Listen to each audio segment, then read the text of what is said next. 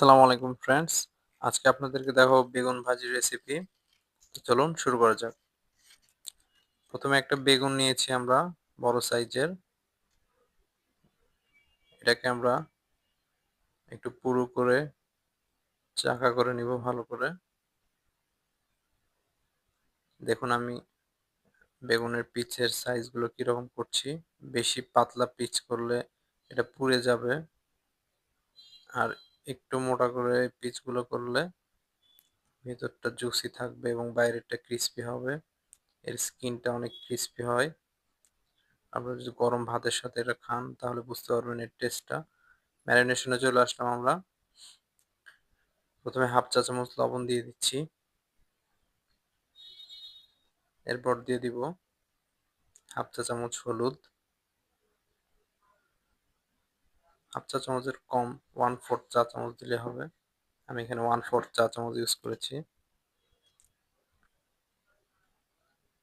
এরপর দিয়ে দিচ্ছি গোলমরিচ, লাল মরিচের গুঁড়া।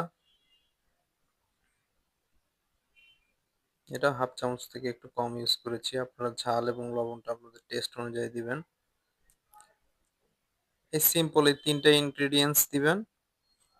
আশা করি টেস্টটা এত ভালো আসবে, যদি কখনো না খেয়ে থাকেন এটা একটু ট্রাই করবেন, আর কমেন্টে অবশ্যই আমাকে জানাবেন কেমন হয়েছে। গরম ভাত সাথে ডিম ভাজি আর বেগুন ভাজি যদি থাকে, কিংবা মাংসের ভুনার সাথে বেগুন ভাজি, ওফ, অস্থির একটা খাবার। সুন্দর করে ম্যারিনেশন করে নেবেন। বেগুনের 2-5টা আপনারা এভাবে হাত দিয়ে ভালো করে মশলাগুলো মাখিয়ে নেবেন। দেখুন আমি কিভাবে মাখিয়ে নিচ্ছি।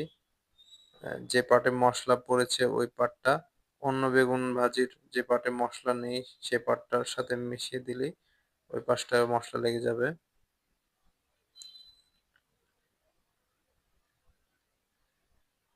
আমাদের ম্যারিনেশন শেষ। আমরা এখন চলে যাব বেগুন ভাজি করতে। চুলায় একটা তাওয়া বসিয়ে, একটা প্যান বসিয়ে একটু বেশি পরিমাণ তেল দিবেন আপনারা, কারণ বেগুন অনেকটা তেল শুষে নেয়। পরে যদি আবার ছেড়ে দেয়, কিন্তু প্রথম পর্যায়ে একটু বেশি তেল দিতে হয়। আপনারা মিডিয়াম টু লো ফ্লেমে এটাকে ভাজবেন।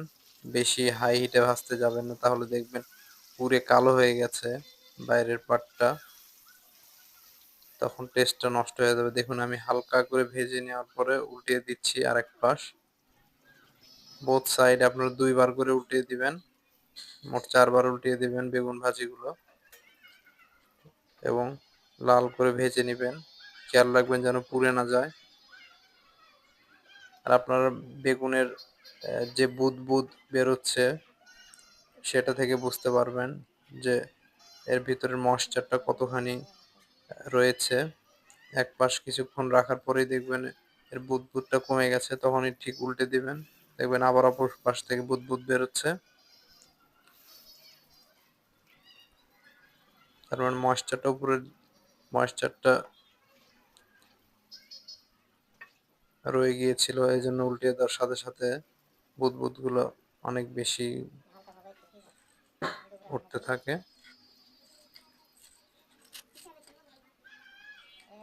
আপনারা ঠিক গোল্ডেন কালার করে এগুলোকে ভাজবেন, আর চুলার জাল অবশ্যই লো টু মিডিয়াম রাখবেন।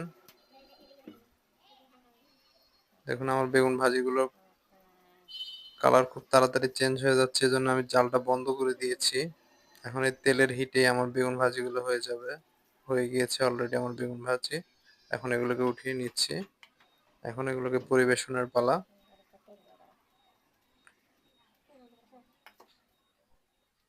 ফ্রেন্ডস দেখুন কতটা সুন্দর হয়েছে, এবং এর সাইডের স্কিনটা অনেক ক্রিস্পি হয়েছে। তো আজ এ পর্যন্তই, ভালো থাকবেন। আসসালামু আলাইকুম।